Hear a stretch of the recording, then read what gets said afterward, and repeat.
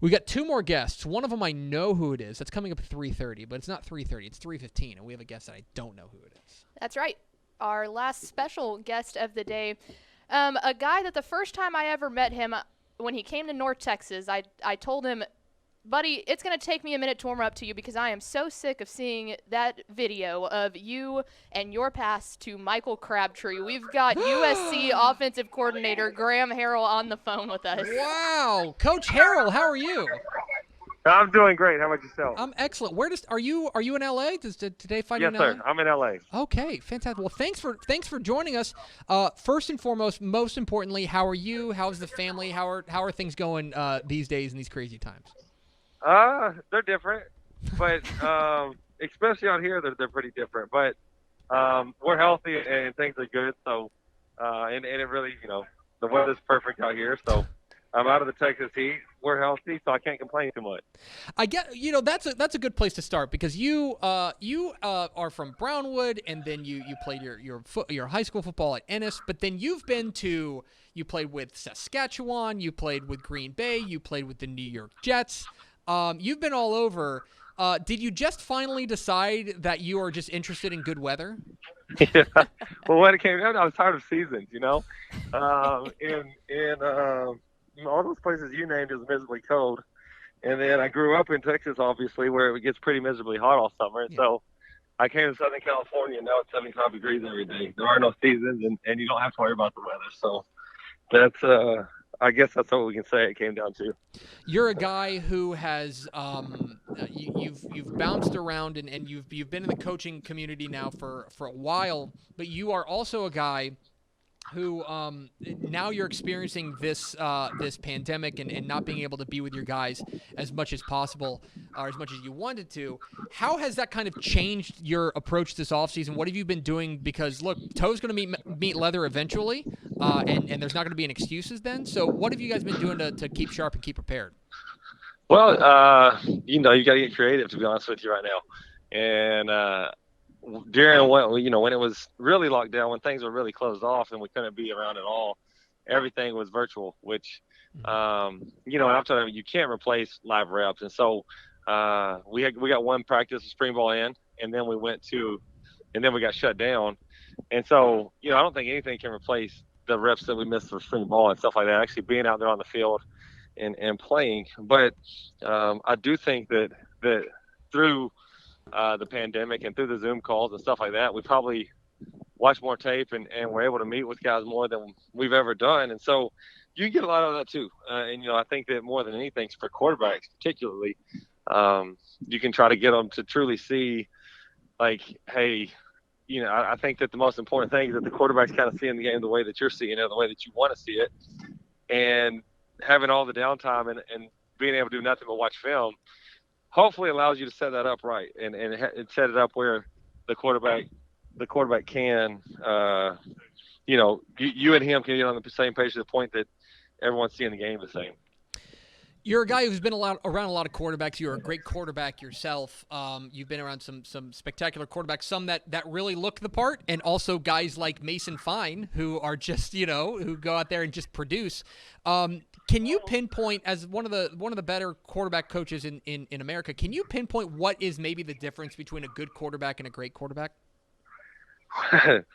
Yeah, when you're around him, it's pretty easy, but in the recruiting process, it's hard.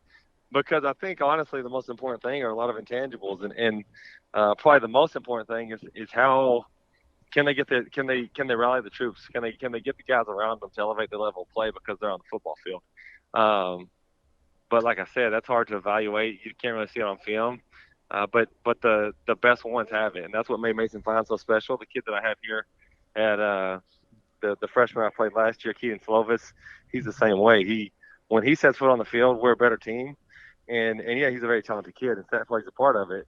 But everyone else, like the players around him, their level of play rises because of the confidence that they have in him. And he just, like I said, when he steps in the huddle, because of the way he carries himself, the energy he brings, everyone plays better. And that's what the best quarterbacks do. And that's what really separates, because there's a lot of kids out there that can throw a football really hard and can hit what they're trying to hit a lot of the times and even process information. I think that that's probably the hardest thing of those three is to be able to process and still execute, process what they're seeing and play at a high level. But there's very few that can do all that.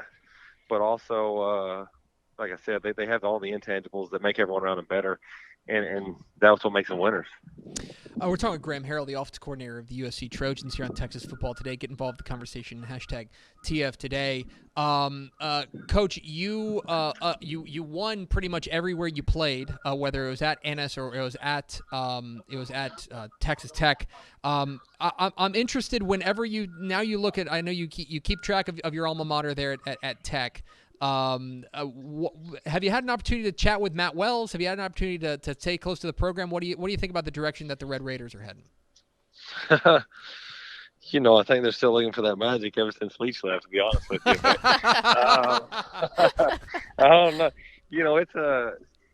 It's obviously it's been a little bit up and down since I guess since Leach left, really since the year after I left. But they've had a couple of good years and obviously had some really good players that just can't seem to reproduce what Leach had. And really, my closest thing to the program is Joe Filani, who played with me and then coached with me in Washington State. I brought him to North Texas with me, and now he's the receiver coach there at Texas Tech. And so that's probably my biggest connection to there. So I have a little bit of insight into the program. I think that hopefully, I think it takes time to build something, and hopefully that's where they're headed. And I think it starts with culture, and Coach Leach's culture is different than most people's. His personality is different than most people.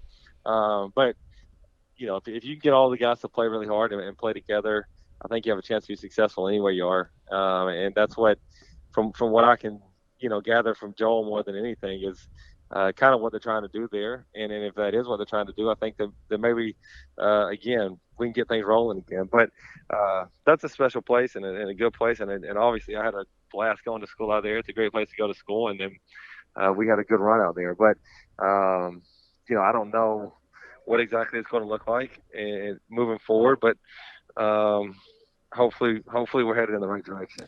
Let's talk about your Trojans. This is obviously out there. There are big expectations every single year for USC, and I'm interested in how you manage that, because look, there are some places where going 8-5 is a great year. That's not up to the expectation out there at USC. So when you talk with your guys about expectations, how do you approach that?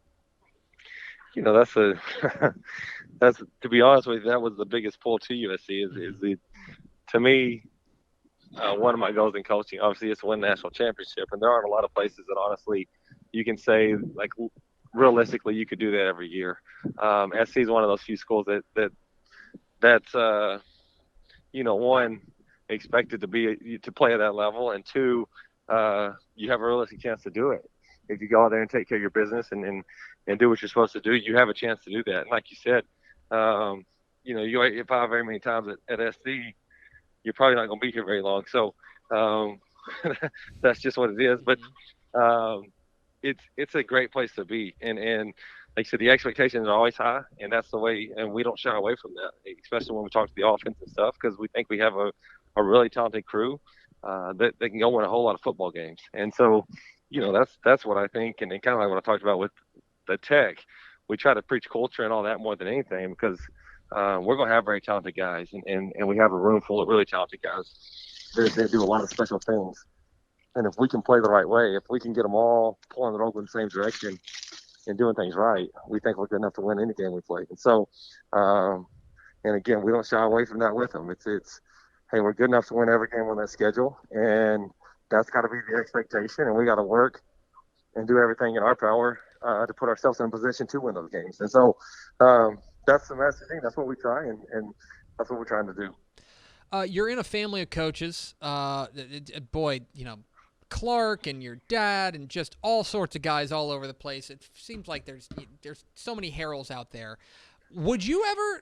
Does it interest you at all at any time to come back and coach in Texas high school football? Is that something that's interesting to you? Well, to be honest with you, that was always been my plan, was to play football as long as I possibly could, and then go just coach high school football in Texas because that's all I ever knew. You know, my grandfather was a high school football coach. Obviously, my dad, both my brothers now. Um, and so that was really the plan all along. And then once my playing days were over, I was actually about to take a job as the offensive coordinator at Midland Lee, and with Coach Morton. And Coach Leach called and said, "Hey, I heard you thinking about getting into coaching." And I said, "Yeah." And he said, "Well, if that's true, you need to come coach for me." And he said, "I want you to keep playing because I think you can, but if you really are going to get into coaching, then come out here and coach with me." And so I took him up on his offer, and it kind of sent my career in a different direction, and it's been great. And I love college, and like I said, I really enjoy what I'm doing, but I still do think that at some point I'm going to come home and be a high school football coach there in Texas. And like, I don't know when that's going to be or what that's going to look like. And maybe one day I'm just volunteering for one of my brothers or something. But at some point I do think that I will be back there coaching high school ball. Wait a second. I'm gonna call you on that. Are you telling me that if Clark said, "Hey, why don't you come volunteer on my staff," that you would listen to him? I'm thinking years down the road when I'm retired. Oh, I'm not okay, like yeah. today. But when you're just looking for something to do. They, you know, that's one of the benefits of where I am and coaching in the college world is I maybe get to retire before my little brother does. So if that's the case, then once I'm retired, I'm just telling you, I can't go sit at the house all day. I'd lose my mind. So if he called me and I was retired, I think I'd probably go listen to him. All right, I've got the 2020 summer edition of Dave Campbell's Texas Football in front of me. I'm flipping it open, and we've got our 5A rankings here. And 5A Division I, the number one team we have ranked is Ennis. The head coach there at Ennis is a gentleman you're familiar with, Sam Harrell. I have not talked to your dad since the rankings came out. Do you think he is happy that he is ranked number one? No, he's not. He's gonna be real mad that he's ranked number one. You know, that's just always was his approach. But he will admit, and this is more than most of the time, that hey, we got a pretty good team. We got some good players coming back. You know, he will say that, which again is more than he normally do. But he doesn't. He'd be pretty mad at y'all that they ranked him number one. So. That's what we want to do. But that's again, that's part of it, and the expectations at Ennis are kind of similar out here. They expect you to win football games. So no matter what their ranks, you know that's not going to change. That he expects to win games, and the talent expects you to win games. So he's going to do his best to hide that from his guys that they're ranked number one. But at the same time, he's not going to shy away from the expectations of winning football games. And finally, Coach, I know you're a busy man, but I want to make sure I get this right. You are a guy. We haven't had a ton of guys on our show that have Super Bowl rings, but you have one from the Green Bay Packers with your time there. Where is your Super Bowl ring right now? It's actually in my office right here. I'm up at it right now. And, you know, it's too big, and forever it was just kind of sitting in the house, like, and I don't even know where it was, just hidden away. But finally I got smart and brought it up here because the best thing about that is it's good for recruiting. But, you know, kids like to see it, they like to put it on, they like to wear it. So I usually keep it locked up somewhere up here at school and move it around and lock it in different places. But it's actually locked up right here. And when recruits come on campus, if it ever gets brought up, I have it here so I can show them. And it's a tool. But yeah, that was my time at Green Bay was amazing, and really enjoyed my time up there and learned a lot of things. But you know, that ring, it's just too big to do anything but kind of show it off. You know, it's I couldn't imagine wearing it. So it stays locked up, and it's just kind of a conversation piece more than anything in recruiting. Yeah, that's rough. You know, it's when you've got a Super Bowl ring that's too just big. too big. Well, thoughts and prayers, Coach. We feel real bad for you. He's Graham Harrell. He is the 2008 cover boy of Dave Campbell's Texas Football, along with Mike Leach and Michael Crabtree, and he's the offensive coordinator of the USC Trojans. Coach, really appreciate your time. Congratulations again on all your success. We're looking forward to seeing your Trojans in the fall. Thank you so much. Thanks, Coach. Appreciate y'all. There he goes. Graham Harrell, the offensive coordinator of the USC Trojans. Awesome.